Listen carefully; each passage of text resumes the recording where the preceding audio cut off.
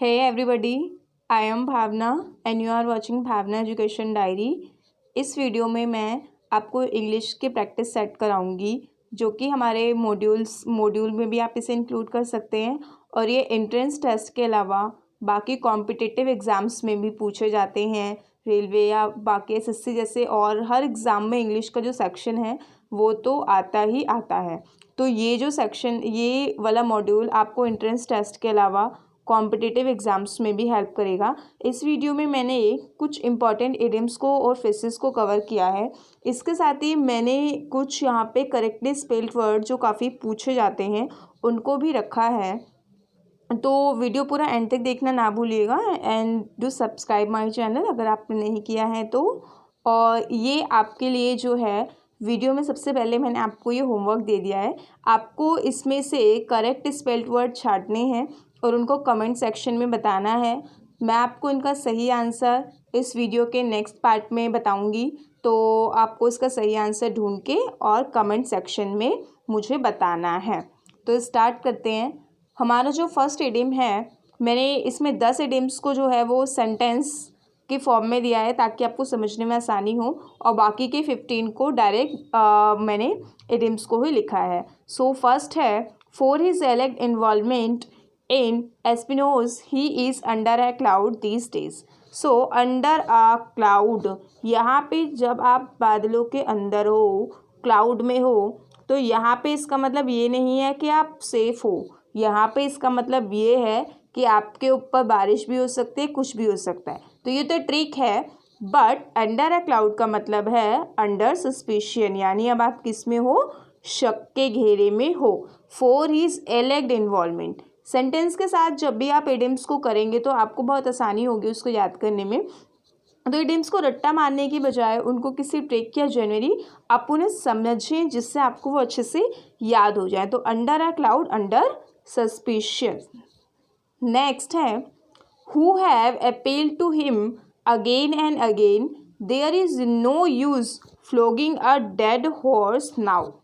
यानी कि अगर कोई हॉर्स जो है वो डेड हो चुका है तो उस पर आप कितना भी वार कर लो, कोई फ़ायदा नहीं है। यानी कि जैसे कि जब उस चीज़ का टाइम निकल चुका है, आप उसमें कुछ मेहनत करोगे तो उसका कोई फ़ायदा नहीं है। आप एक डेड हॉर्स को कितना भी मार लो, वो फिर से तो मरेगा नहीं, एक ही बार मरेगा। तो who have appeal to him again and again, there is no use of flogging a dead horse, यानी कि wasting time in useless effort. जब आप कोई यूजलेस एफर्ट कर रहे हो, आपका भाई टाइम ही वेस्ट होगा, आप क्यों कर रहे हो, इससे कोई फ़ायदा थोड़ी है। अगर एक इसको अगर हम मीडियम से देखें तो हॉर्स मर चुका है, अब आप कुछ भी करो आपकी एनर्जी जाएगी, आपका टाइम जाएगा, क्यों करना कुछ भी।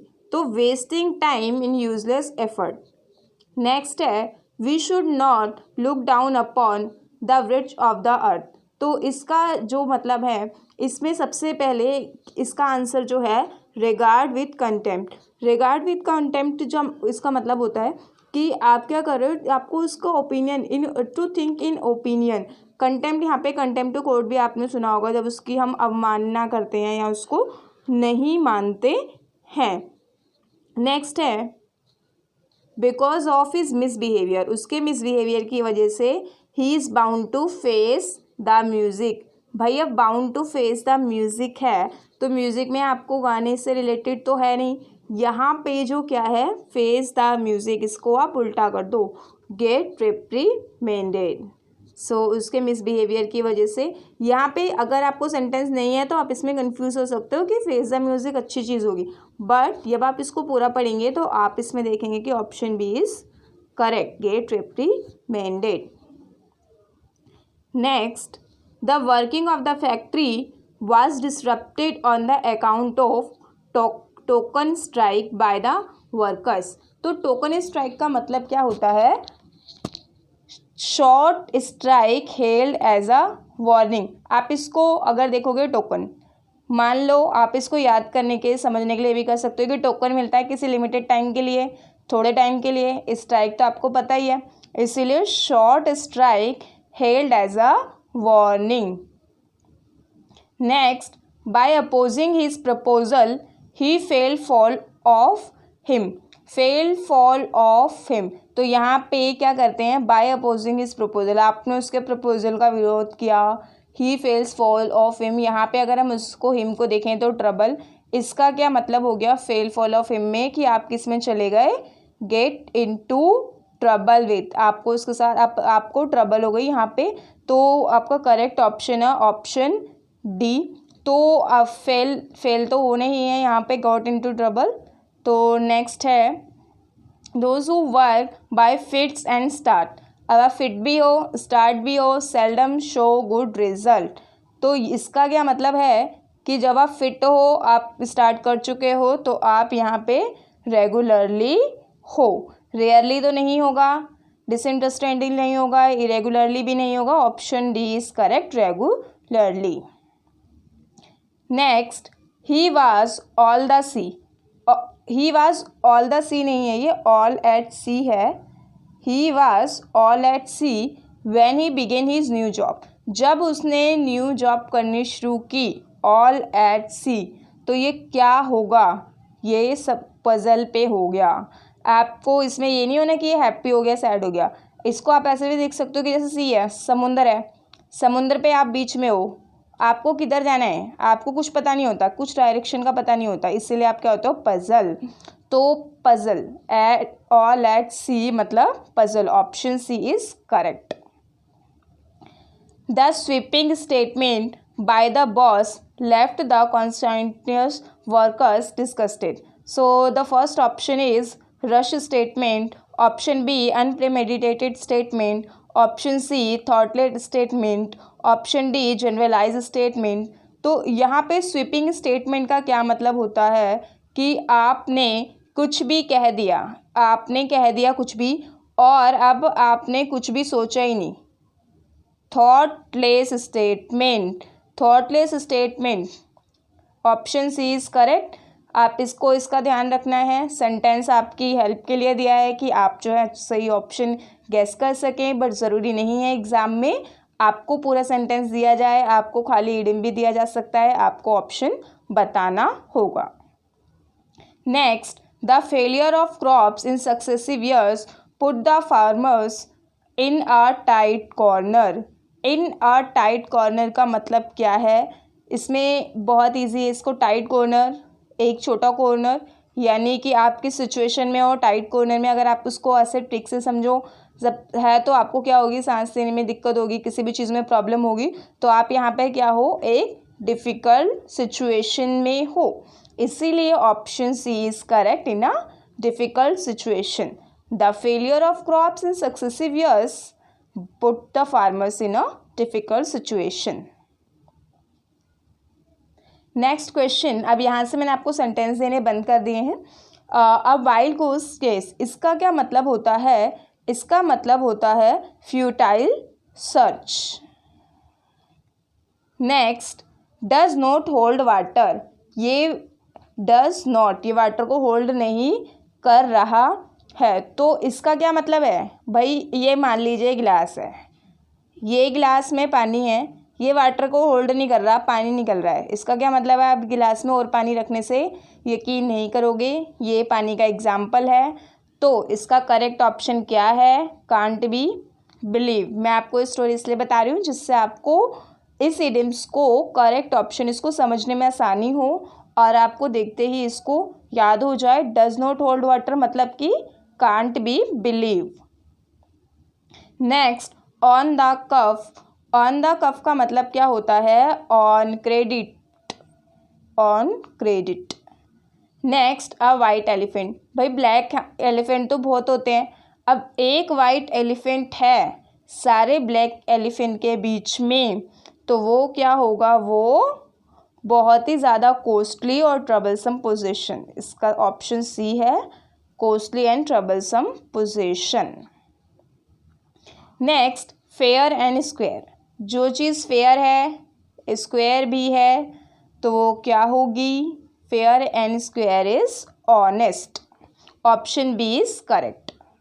नेक्स्ट है नो लव लॉस्ट बिटवीन, तो no love lost between no है तो यहाँ पे इडियम्स, यहाँ पे इसकी एक्सप्लेनेशन में नो तो आई गई, बट अब ये वो लव है नहीं, नो लव लॉस्ट बिटवीन, जब लव नहीं है तो लॉस्ट कहाँ से होगा, बीच में, तो इसका क्या मतलब है, not on good terms, option B is correct, not on good terms. 17 green thumb, अब थम क्या है आपका, ग्रीन है, तो इसका क्या मतलब है कि option A, one snail are painted green, one is artistic, to have a natural interest in gardening, one has a green tattoo on the thumb. So the correct option is to a natural interest in gardening. Garden जो है वो, garden की जो घास होती है वो green होती है, ग्रीन थम, आप उसमें थम लगा के कुछ गार्डनिंग वगैरह करते हो, तो to have a natural interest, option C is correct. Question A, took to his heel, तो इसका जो है यहाँ पे फर्स्ट ऑप्शन है run away in fear, option B went slowly, option C walk in fear, option D jumped fast. तो took to his हिल का मतलब क्या है, रन अवे इन फियर, आप बहुत डर की स्थिति में जो भाग रहे हो, took to his heel. Next, hard and fast, hard भी है जो चीज़ और फास्ट भी है, तो वो क्या होगी, option A flexible, option B strict, option C difficult, option D honest. So इसमें जो करेक्ट ऑप्शन है वो है option B strict, hard fast ये कुल मिला के हो गई strict. Next, in cold blood, cold blood में जो है कि इसका मतलब होता है कि एकदम ठंडा, जो इसमें वर्ड है, वर्ड सिंपल है, बट इसका इडियम्स क्या है, करेक्ट इडियम्स है अ मर्डर डन विदाउट फीलिंग, आप बिल्कुल फीलिंगलेस होके अपना एक्ट किए जा रहे हो, चाहे वो पर्सन मर गया है लेकिन आप उसे मारते जा रहे हो, आपको जो, तो ये क्या है, खून बिल्कुल ठंडा, यानी कि a murder done without feeling is correct option. Next question is was going places, was going places का फर्स्ट ऑप्शन है going abroad, option B going to abroad, option C talented and successful, option D friendly and amicable. So the correct option is option C, was going places, अपने जगह पर चला गया था, यानी वो टैलेंटेड हो गया था, टैलेंटेड था इसलिए सक्सेसफुल बन गया, option C. Next, drew on his fancy. So the correct first option is used his understand. Option B, used his knowledge. Option C, used his imagination. Option D, used his skill. So the correct option is option C, used his imagination. भाई अब तुम draw कर रहे हो, कोई draw कर रहा है तो अंडरस्टैंड नॉलेज को नहीं करेगा, इमेजिनेशन को भी ड्रॉ किया जाता है, ये सिर्फ आपके समझने के लिए है। Draw on his fancy, used his imagination. Next question is pay through his nose, आप क्या कर रहे हो, पे थ्रो हिज नोज, अपने नोज से वो पे कर रहा है, तो इसमें नोज का यूज़ नहीं होगा क्योंकि ये इडियम्स है। First option is pay huge loan, option B pay a reasonable price, option C pay an extremely high price, option D make a quick buck. So the option C is correct कि आप क्या कर रहे हो, extremely बहुत ज़्यादा high price आप पे कर रहे हो, तो इसीलिए कहा गया through his nose, pay an extremely high price. So next question is to stop off, आप इसके मतलब इसके डिस्क्रिप्शन, वीडियो के डिस्क्रिप्शन में आपको पिछले पार्ट का भी लिंक मिल जाएगा, और आप चाहें तो उनसे इंस्टाग्राम और फेसबुक पे भी जुड़ सकते हैं, जिसका लिंक आपको डिस्क्रिप्शन में मिल जाएगा। तो आप हमारे हर वीडियो का डिस्क्रिप्शन ज़रूर चेक करें क्योंकि उसमें कुछ इंपॉर्टेंट वीडियोस के लिंक होते हैं, और ऊपर आई बटन को भी आप ज़रूर चेक कीजिए क्योंकि उसमें एंट्रेंस या LLB सेमेस्टर से रिलेटेड वीडियोस को भी हम जो लेकर आते हैं उसका लिंक आप चेक कर सकते हैं। So the question is to stop off, to stop off का मतलब क्या होता है, option A postpone, option B wait and see, option C allow it to take it on course, option D prevent. So इसका जो correct option है option A postpone कर देना, टू स्टॉप ऑफ मतलब आपने उसको स्टॉप कर दिया, पोस्टपोन आपने कर दिया। Option question 25 made no bones about कि option A did not have any hesitation in, option B did not have any faith in, option C demanded compensation for, option D had problems in. So the correct option in कि आप कुछ option A did not have any hesitation in, कि आप कहीं जाते हो आपको hesitate किसी भी काम में फील नहीं होता है। तो मेड नो बोन्स आप ऐसे करो जैसे आपकी बोन्स नहीं है, इसको इससे रिलेट करके आप कुछ भी स्टोरी क्रिएट करके आप इसको समझ सकते हैं, क्योंकि रट्टा मारने का कोई फ़ायदा नहीं है। आपको सेंटेंस फॉर्मेशन घुमा के भी दे सकते हैं। कई बार ऐसा हो सकता है कि आपको सेंटेंस के साथ ना दें, खाली इडियम्स दें, तो इसीलिए आपको इन इडियम्स को समझना ज़रूरी है। और रिवीजन किसी भी चीज़ में आपकी बहुत ज़रूरी होती है, क्योंकि वो क्लियरिफिकेशन लाती है और ऑब्जेक्टिव टाइप के पेपर्स में जो है वो बहुत ज़्यादा रिवीजन हेल्प करती है, आपका एक्यूरेसी लेवल बहुत ज़्यादा इंक्रीज़ कर देती है। So that's all from my side and don't forget to subscribe my channel and don't forget to check description. Keep watching our videos. Thank you.